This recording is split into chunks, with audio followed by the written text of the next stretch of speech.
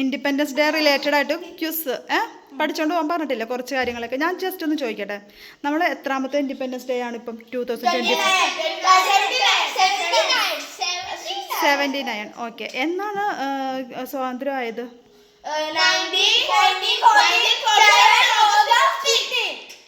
Okay. നമ്മുടെ flag ഏതൊക്കെ കളേഴ്സാണ് വരുന്നത്? യെല്ലോ, ഡാർക്ക് ബ്ലൂവോ? അത് നടുക്കുള്ളത് ട്രൈ കളർ. ശരിക്കും ഓറഞ്ച് വൈറ്റ് ഗ്രീൻ എന്ന് പറഞ്ഞാൽ മതി. നടുക്കുള്ള ഓറഞ്ച് വൈറ്റ് കുങ്കുമ കളറാണ് ശരിക്കും. കുങ്കുമം എന്നാണ് പറയുന്നത് അതിന്, കുങ്കുമ ചുവപ്പ് ഓറഞ്ചിന്. പിന്നെ ഒരു കളറ്. പിന്നെ അടുത്തത് ആ ഒരു ഫ്ലാഗിൻ്റെ നീളവും വീതിയും തമ്മിലുള്ള റേഷ്യോ അറിയാമോ? ലെങ്ത്തും വിഡ്ത്തും തമ്മിലുള്ള റേഷ്യോ എങ്ങനെ? 3:2. ഏത്? ലെങ്ത്തും വിഡ്ത്തും തമ്മിലുള്ള റേഷ്യോ.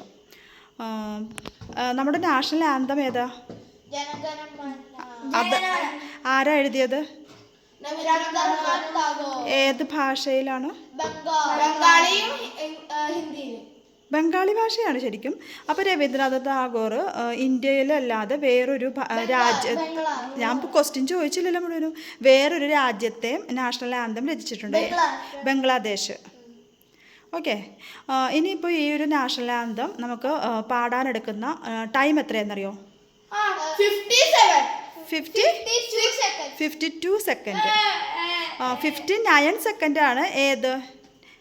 ദേശീയ ഗീതം വന്ദേമാതരം. വന്ദേമാതരം ആരാ രചിച്ചത്? ബങ്കിം ചന്ദ്ര ചാറ്റർജി. പിന്നെ സാരെ ജഹാം സെ അച്ഛ അതാരാ രചിച്ചത്? മുഹമ്മദ് ഇക്ബാൽ. ഏത് ഭാഷയിലാണെന്നറിയോ? ഉറുദു ഭാഷയിൽ. പിന്നെ ഈ നമ്മുടെ ഈ ഫ്ലാഗ് എവിടെയാണ് പണി കഴിപ്പിക്കുന്നതെന്നറിയോ? ന്യൂഡൽഹിയിലല്ലോ. ഞാൻ ചോദിച്ച ക്വസ്റ്റ്യൻ നോക്ക്, എവിടെയാണ് ഈ ഒരു ഫ്ലാഗ് രൂപകൽപ്പന ചെയ്യുന്നത് വെച്ചാൽ അത് കർണാടകയിലെ ഹൂബ്ലി എന്ന സ്ഥലത്താണ്. മനസ്സിലായോ? കർണാടകയിലെ ഹൂബ്ലി എന്ന സ്ഥലത്താണ് ഇത് രൂപകൽപ്പന ചെയ്ത്, ഈ ഫ്ലാഗ് രൂപകൽപ്പന ചെയ്ത്. ആദ്യമായിട്ട് രൂപകൽപ്പന ചെയ്തത് ആരാന്നറിയോ? ഈ ഒരു ഫ്ലാഗിന് ഇങ്ങനൊരു ഇത് റഫാന് പഠിക്കാനുണ്ടായിരുന്നതാണ്. ഫസ്റ്റായിട്ട് ഈ ഒരു ഫ്ലാഗ് പിംഗലി വെങ്കയ്യാണ് രൂപകൽപ്പന ചെയ്തത്. പിംഗലി വെങ്കയ്യ പിംഗലി വെങ്കയ്യാണ് ഫസ്റ്റായിട്ട് ആ ഒരു ഫ്ലാഗ് ഉണ്ടാക്കിയത്. പിന്നെ ഞാൻ വേറെ ഏതോ ക്വസ്റ്റ്യൻ ചോദിക്കാമെന്നല്ലോ. ഫസ്റ്റ് നമ്മുടെ പ്രൈം മിനിസ്റ്റർ ആരായിരുന്നു? ഇപ്പോഴത്തെ പ്രൈം മിനിസ്റ്റർ ആരാ? നരേന്ദ്രമോദി. ആരാണ് ഫ്ലാഗ് ഉയർത്തുന്നത് ഇപ്പൊ ഈ ഓഗസ്റ്റ് 15-ന്? എവിടെ വെച്ചാണ് ഉയർത്തുന്നത്?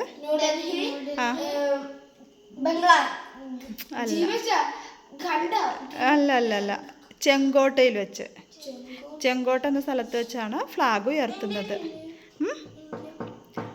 ഇന്ത്യയിൽ ഹിന്ദി സംസാരിക്കും.